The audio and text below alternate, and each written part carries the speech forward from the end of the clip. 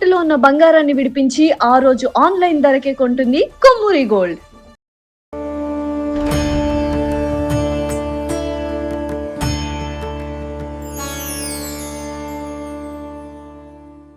నమస్తే, welcome to Suman TV. నేను పద్మిని. ముందుగా ప్రేక్షకులకి వారాహి నవరాత్రుల శుభాకాంక్షలు. వారాహిదేవి కోరుకుంటే కొంగు బంగారం చేసేటటువంటి స్వరూపం అని మనందరికీ తెలిసినటువంటి విషయమే. అయితే వారాహి నవరాత్రుల్ని మరి ఎవరెవరు ఎలా చేసుకోవాలి, రోజు చదువుకోవాల్సినటువంటి స్తోత్రాలు ఏమిటి, పాటించాల్సినటువంటి నియమాలు ఏమిటి, ఇవన్నీ ఖచ్చితంగా మీలో ఎన్నో సందేహాలు ఉంటాయి. ఇవన్నీ నివృత్తి చేయడానికి ఈరోజు మనతో పాటు సిద్ధంగా ఉన్నారు మన అక్క స్రవంతి గారు. మాట్లాడదాం. అక్క నమస్తే. అక్క నమస్తే పద్మిని. వారాహి నవరాత్రుల శుభాకాంక్షలు అక్క. మీకు అందరికీ కూడా వారాహి అమ్మవారి అనుగ్రహం తప్పకుండా లభించాలని కోరుకుంటూ మాట్లాడుకో. ఏదో కరెక్ట్ పర్సన్ ఖచ్చితంగా. ఎందుకు అంటే వారాహిదేవిని ఎన్నో సంవత్సరాలుగా కొలుస్తూ ఉన్నారు. చక్కగా చాలా విశేషంగా పెద్ద పెద్ద క్షేత్రాల్లో కూడా మనం చేసుకున్నాం కదా. ఆషాఢ పూర్ణిమకి పూర్ణాహుతి చేసుకున్నాం 4 ఏళ్ల క్రితం.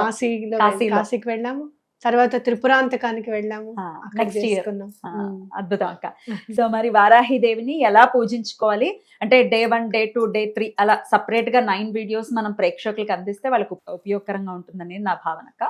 ఒక రోజు ముందు వీడియోస్ అన్ని కూడా పబ్లిష్ చేయడం జరుగుతుంది. సో ఖచ్చితంగా ఈ వీడియో చూస్తే చక్కగా ఫాలో చేసేసుకోవచ్చు వాళ్ళు. ఏం పూజ చేసుకోవాలి, ఎలా దండం పెట్టుకోవాలి, ఇవన్నీ మరి మొదలు పెడదాం అక్క. తప్పకుండా. మరి 4వ రోజు అమ్మవారిని ఏ రూపంలో కొలుచుకోవాలి, ఏ నామంతో కొలుచుకోవాలో ఇప్పుడు తెలుసుకుందాం. చెప్తారక్క? తప్పకుండా చెప్తాను పద్మిని. దుష్ట సంహారిని వారాహి కావాలక్క. కావాలి, మనలోనే ఉన్నారు. దుష్టత్వం అంతా మనలోనే బయట ఎక్కడా లేదు.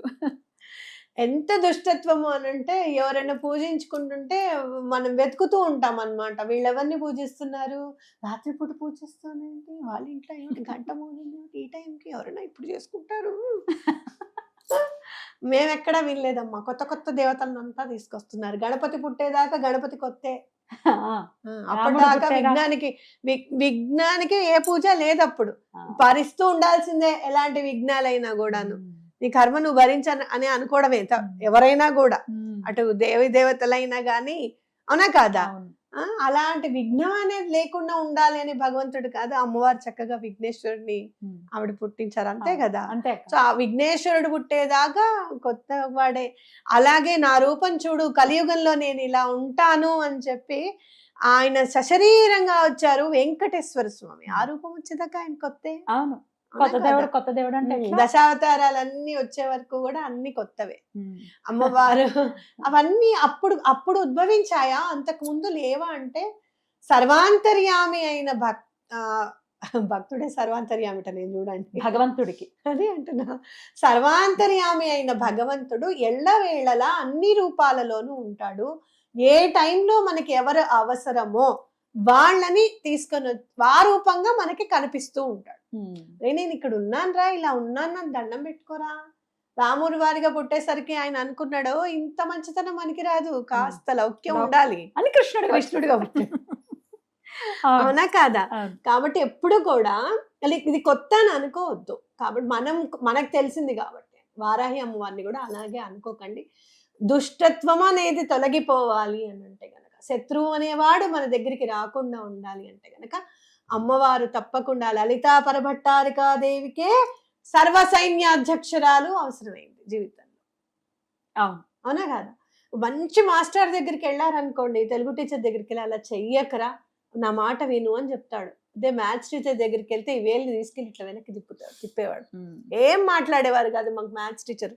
తెలుగు టీచర్ అలా కాదు, మంచి అలా ఉండొద్దు నాన్న, నా బంగారు తండ్రి కాదు, అమ్మో నాన్న చెప్పకపోతే వినకపోతే ఎట్లా, హోంవర్క్ రాయకపోతే ఎట్లా రాయాలి అని ఆ హోంవర్క్ అక్కడ కూర్చోబెట్టి రాయించేవాడు. మ్యాథ్స్ టీచర్ మాత్రం హోంవర్క్ చేయకపోతే ఎరా ఎందుకు చేయలా నిన్నా అని ఇట్లా పెట్టేవాడు ఒకటి. కరెక్ట్ గా 10 నిమిషాల్లో చేసేస్తాను సార్ అన్న మాట వస్తే తప్పించి వేలు వదిలేవాడు కాదనమాట. మ్యాథ్స్ టీచరే వారాహి అమ్మవారు. అంతే కదా. తెలుగులో ఆయనంత ఈజీగా ఉన్నట్టుగా మ్యాథ్స్ ఉండదు కదా, నేర్చుకోవాలి కదా, మరి ప్రాక్టీస్ చేయాలి కదా. ఈ లైఫ్ ని కూడా అలానే ప్రాక్టీస్ చేయాలి. ఆ సొల్యూషన్స్ కి ప్రాబ్లమ్స్ రావాలి అని అంటే మనకు ఒక మ్యాథ్స్ టీచర్ తప్పకుండా ఉండాలి. ఆవిడే వారాహి అమ్మవారు అని గుర్తు పెట్టుకోవాలి. తప్పకుండా అమ్మవారిని ఈ రూపంలో పూజిస్తే దుష్టత్వము అనేది మన దరికి రాకుండా ఉంటుంది. మనని అట్రాక్ట్ చేయకుండా ఉంటుంది. మనం చూస్తూ ఉంటాం, ఎన్నో చూస్తూ ఉంటాం. వాళ్ళ పక్కన వాళ్ళు ఏముంది ఒకటి వాళ్ళ దగ్గర బోర్డు పెద్ద ఫోన్ కొనుక్కున్నారు, మనం కొనుక్కుంటే ఏం బాయే కడదాంలే అప్పేగా ఈఎంఐ అని అనుకుంటాం. అది కూడా దుష్టత్వమే. దుష్టత్వమే ఖచ్చితంగా. అది కూడా దుష్టత్వం. ఎందుకంటే డబ్బులు ఖర్చు పెట్టేసి మనం నమ్ముకున్న వాళ్ళని మనం ఇబ్బంది పెట్టేస్తున్నాం కదా, అన కదా. అలాంటివన్నీ అంటే ఎక్కువగా వెళ్లకుండా కూడా అమ్మవారు మనని కాపాడుతారు అనేది గుర్తుపెట్టుకోవాలి. అద్భుతం అక్క.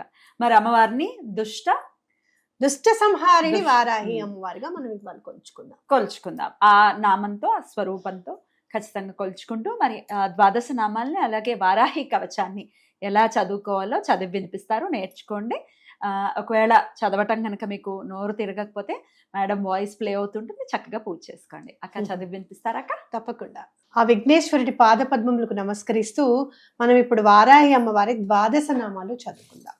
ఓం పంచమ్యై నమః, ఓం దండనాథాయై నమః, ఓం సంకేతాయై నమః, ఓం సమయేశ్వర్యై నమః, ఓం సమయ సంకేతాయై నమః, ఓం వారాహ్యై నమః, ఓం పౌత్రిణ్యై నమః, ఓం శివాయై నమః, ఓం వార్తాళ్యై నమః, ఓం మహాసేనాయై నమః, ఓం ఆజ్ఞాచక్రేశ్వర్యై నమః, ఓం అరిగ్ధై నమః. ఆ విఘ్నేశ్వరుడి పాదపద్మములకు నమస్కరిస్తూ మనం అమ్మవారి వారాహి కవచం చదువుకుందాం. అస్య శ్రీ వారాహి కవచస్య త్రిలోచన ఋషిః అనుష్ఠుప్ ఛందః శ్రీ వారాహి దేవత. ఓం బీజం గ్లౌం శక్తిః స్వాహేతి కీలకం మమ సర్వశత్రునాశనార్థే జపే వినియోగః.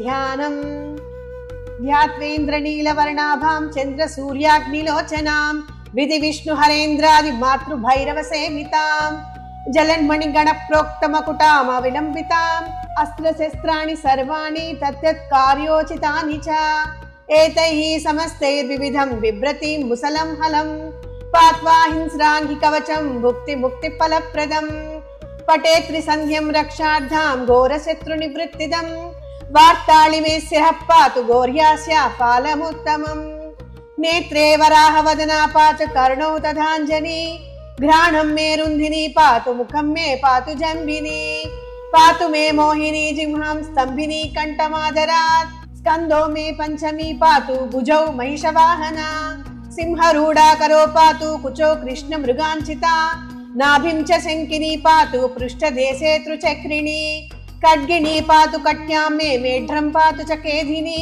गुदं मे क्रोतिनी पातु जगनं स्तम्भिनी तथा चण्डोर्चोर्मुयुग्मं जानुनी शत्रुमर्दिनी जङ्गाद्वयं भद्रकाली महाकाली च गुल्पयोः पादाद्यङ्गुलि पर्यन्तं पातु चोन्मत्त भैरवी सर्वाङ्गं मे सदा पातु कालसङ्कर्षणी तथा युक्तायुक्तस्थितं नित्यं सर्वपापात्यमुच्यते सर्वे संरज्य संयुक्तं भक्तरक्षण तत्परं समस्तदेवता सर्वं सव्यं विष्णोः पुरार्धने सर्वशत्रु विनाशाय शूलिना निर्मितं पुरा सर्वभक्तजनाश्रित्य सर्वविद्वेष संहतिः वाराही कवचं नित्यं त्रिसन्ध्यं यपटे नरः तथा विदं भूतगणान् स्पृशन्ति कदाचन आपदाः शत्रुचोरादि गृहदोषाश्च सम्भवाः माता पुत्रं यदा वत्सं धेनुपक्षेवलोचनं तदाङ्गमेव वाराही रक्षा रक्षाति सर्वदा इति श्री रुद्रयामल తంత్రే శ్రీ వారాహి కవచం.